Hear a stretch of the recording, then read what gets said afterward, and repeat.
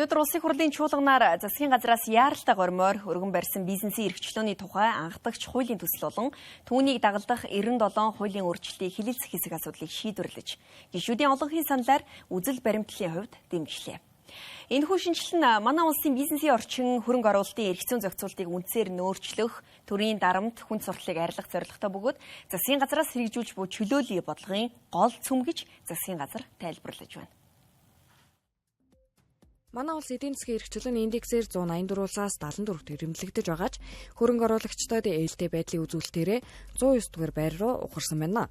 Тухайлбал 2025 онд гадаадын шууд хөрөнгө оруулалтын орох урсгал 3.8 тэрбум Америк доллар болж өмнөх оноос 8% буурсны дээр нийт хөрөнгө оруулалтын 40 гаруй хувийг зөвхөн оюу толгой төсөл дангаараа бүрдүүлж байгаа юм а. Нөгөө талаа хөрөнгө оруулагчдад буцаан төлөх валютын гарах урсгал нэмэгдэж 2025 онд 1.2 тэрбум Америк долларт хүрчээ. Харин Дэлхийн банкны судалгаагаар манай улс хууль бусаар хөрөнгө хураах, валют хөрвүүлэх хязгаар тавих асуудлаар эрсдэлтэй орны тоонд багтсан бөгөөд 2022 оноос хойш эдийн засаг хөгжлийн яамд хөрөнгө оруулагчдаас 145 гомдол ирсэн байна. Уг нь манай улсад бүртгэлтэй аж ахуй нэгжүүдийн 4.8% эзэлдэг гадаадын хөрөнгө оруулалтын компаниуд аж ахуй нэгжүүдийн орлогын татварын 24%, нийгмийн даатгалын шимтгэлийн 18%-ыг дангаараа бүрдүүлдэг байна. 10 жилийн өмнө эрх чөлөөний индексээр Монгол улс дэлхийд 120 дугаар байранд байсан. Өнөөдөр 25 хоног үүсгэлээр 74 дугаар байранд орсон. 26 оны шинэ үр дүнгээр 69 дугаар байр хүртэл агсан байна. Гэхдээ энэ хангалтгүй. Энэ үзүүлэлтээр бид дэлхийд эхний 50-д орж иж хөрөнгө оруулалтад таатай бизнесийн эрх ашиг бизнес явуулахад таатай орчин бүхий ийм улс орн болох ёстой. Бид нар энэ зорилгын төлөө явж байгаа.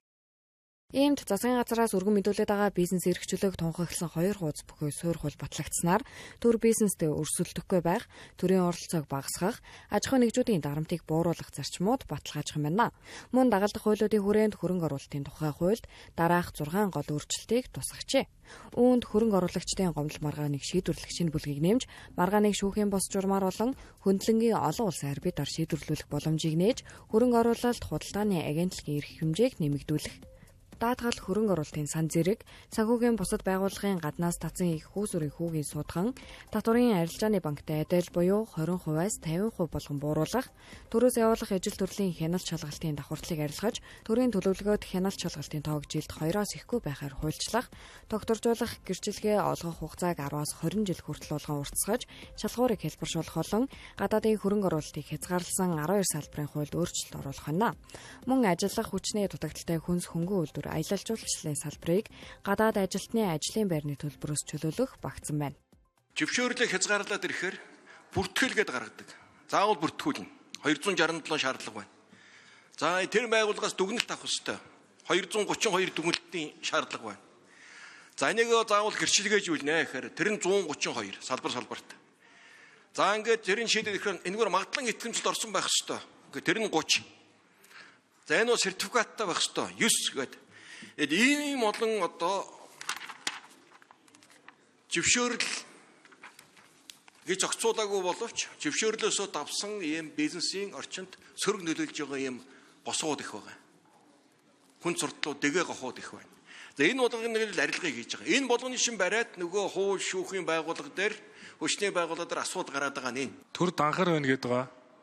Тэр данхар төрийг бий болгоод байгаа олон хөгжлийн төв хэрэгтэй хэрэггүй улсын төсөл үйлдвэрийн газруудын чиг үүргийг зүгээр орхиж болохгүй.